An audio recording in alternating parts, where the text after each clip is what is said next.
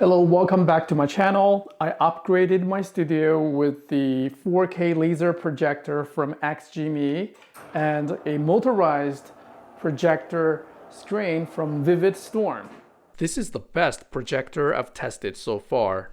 It supports Dolby Vision with a maximum of 2300 ISO lumens. It's comparable to a 100-inch 4K TV.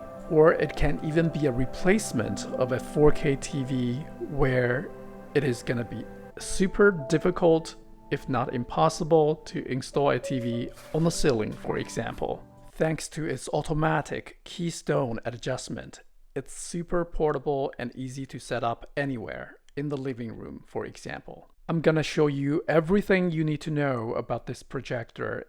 You can use the timestamps to quickly navigate to the sections that interest you the most, including its design, image quality, audio samples, HDMI gaming latency test, remote functions, and a complete walkthrough of all the menu options. If you are new to my channel, please smash the like and subscribe. Thank you. Here's a quick overview of the most advanced 4K laser projector from XGIMI with the Harman Kardon speakers built in. This panel is motorized when it's powered on, with a very minimal design all around.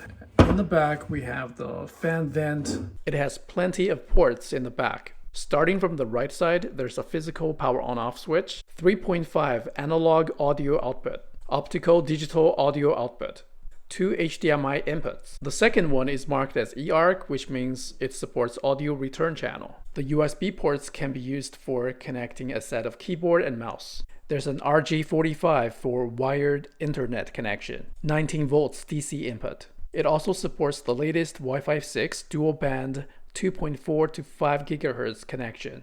The 1/4-inch adapter at the bottom makes it compatible with any standard tripod. I received the optional projector stand from XGIMI.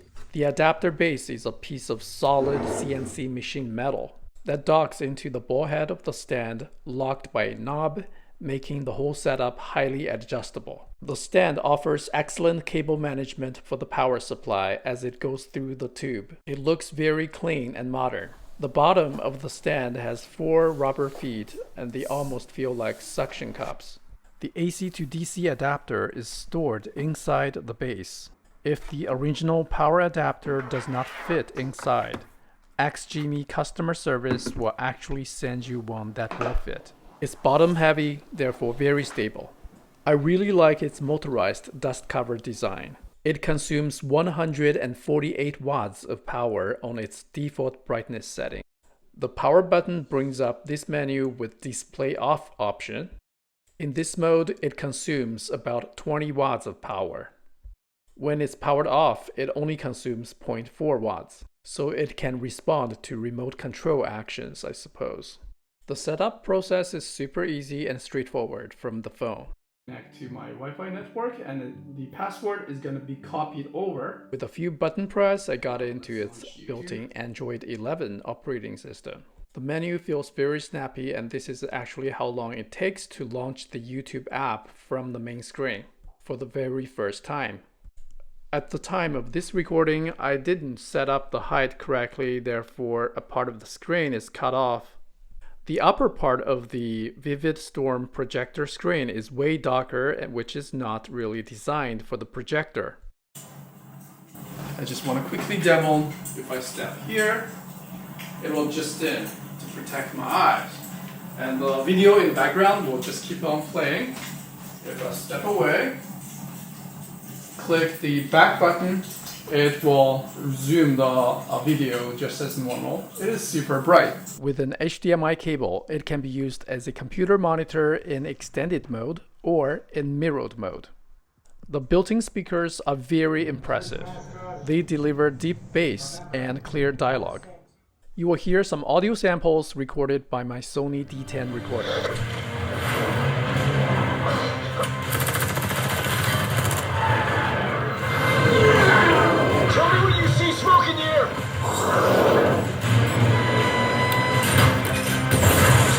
Smoke in the air, hang on!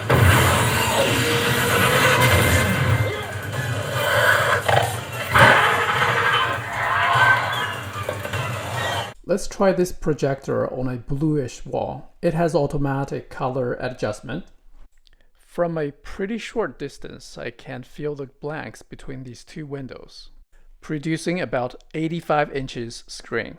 Optical zoom is supported, which means it doesn't have to be this close to the wall or doesn't have to be so far away from the wall. I'll show you more about the optical zoom settings later in this video. The Chromecast is built in, which means I can use iPhone or Android phone to push most of the popular streaming service videos onto this projector. This is my favorite fireplace video on YouTube. It looks pretty realistic, isn't it? The white ceiling is a great projector screen that allows me to watch a movie when I'm lying down. The projector is the only light source in the room. It's incredibly bright. Just make sure the vent in the back is not blocked by the blanket. I'm designing a wood stand for this. It creates about 65-inch screen from this distance, which is definitely brighter than any of my other TVs. I really appreciate how easy it is to set it up in my bed like this and watch any content I like from the built-in Android 11 TV OS. To avoid waking up other family members, I can optionally wear the wired or wireless headphones as it supports Bluetooth and 3.5 headphone jack output. I connected the Xbox to the HDMI 1 port.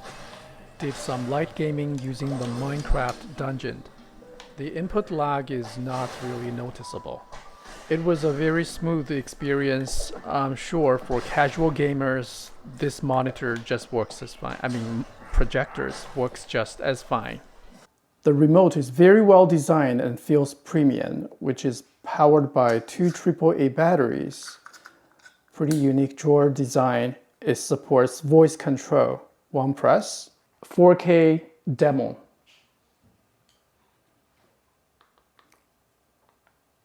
Let's pick this one. On-off switch that brings up this menu to have optionally restart or power off the display.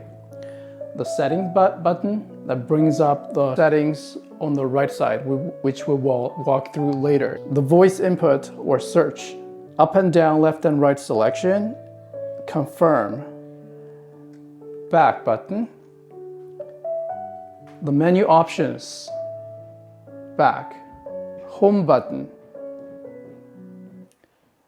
and the volume adjustment. Going back to YouTube. Now let's take a look at all the possible settings from the menu. The first one is the clear apps, which basically removes all the background running applications to free up the memory. The next one is probably the most used or the less frequently used, the keystone correction, that will allow me to automatically do it or manually do the keystone correction. And keep in mind, the keystone correction is also available as a shortcut on the remote, so I can do it at any time. There's an optical zoom that allows me to increase or decrease the projected screen. And keep in mind, this is not a digital zoom, this is a fully optical zoom, meaning if I have a pretty short distance, I can still get a large image, or if I'm very far away, I can still get a decent coverage on the wall without exceeding the projected area. This is a really, really neat feature. I love it. Okay, coming back to the menu option. And all these options are very responsive. Image displacement. I guess this basically moves the main frame left and right slowly, up and down as well. Back. So actually it fits the entire projected area perfectly right now. Maybe you can't see because I have the light off. So it's really easy to get the perfect fit for the projector screen. Wall color adaptation, that's another interesting one because as previously demoed, I did not use the perfect white wall. In my living room, it is actually a bluish surface. Therefore, this is really the key to get correct color out of the projector itself automatically. So I'm gonna use adaptive color. This will make the color even more accurate. Keystone settings. Do you restore or automatic keystone at startup? Of course, maybe, yeah. And up motion, that is important. I always keep it on because if I accidentally bumped into the monitor, I can always use this option to do the automatic keystone correction by itself.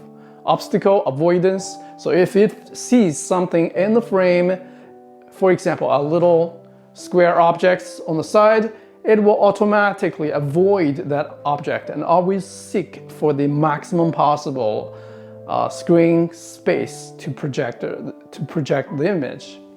Automatic screen alignment. Yeah, I guess you can try all of these things. Wall color adoption. This will slow the process down. So if you don't move the projector a lot, for example, if I want to use it in this room, I don't need to have this color adoption always calibrated by itself. Now let's go to the next one, picture settings, environment adoption. So this one basically adjusts the brightness according to the ambient light. So it doesn't have to run as bright and the color is as well. So this is a really neat feature. So I guess it conserves power if I'm watching the movie in a very dark room. So it doesn't have to, so it automatically adjusts to the ambient light. Okay, next one, brightness. So yeah, I can't make any changes because it is done automatically depending on the ambient light. Picture mode, movie, TV, HDR, automatic, off. I'm just gonna do automatic. Motion compensation, medium. I'm going to do standard actually. Okay. And it looks like it has a high power consumption part, which means it will run at its maximum brightness. Switch. Yeah, this is super bright. Let me check my power consumption, the power meter. It is 100, no, wait a second. So this is 250 watts at the maximum power consumption. Wow, this is super bright, I guess. This is as bright as it goes. I'm going back to standard. So that was interesting. HDR automatic, going back. Game mode. So if I'm using the Xbox, I'm supposed to be using game mode. So I guess that may improve the latency or something, but I really couldn't notice anything different. Dolby Vision, and there's advanced setting, high color accuracy. Wow, yeah, this thing is very, very advanced. Sound settings, Harman Kardon Original or Virtual X, only for built-in speakers. Yeah, for this specific video, I couldn't tell the difference. Sound mode, movie, music, sport, I guess it basically a preset equalizer. Volume balance, not sure what that does. There's no help text. Digital audio output. Yeah, interesting. So, well, that's probably something to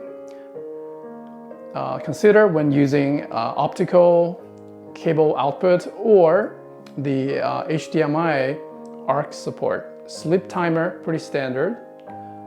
Keep it off. Or if I want to watch this in the bedroom, I will probably do 1 hour timer. All settings. And there's an all setting page. So this gives me the access to the Android TV 11 OS setting. Where I can add accessory or disconnect or add a remote because this remote is Bluetooth.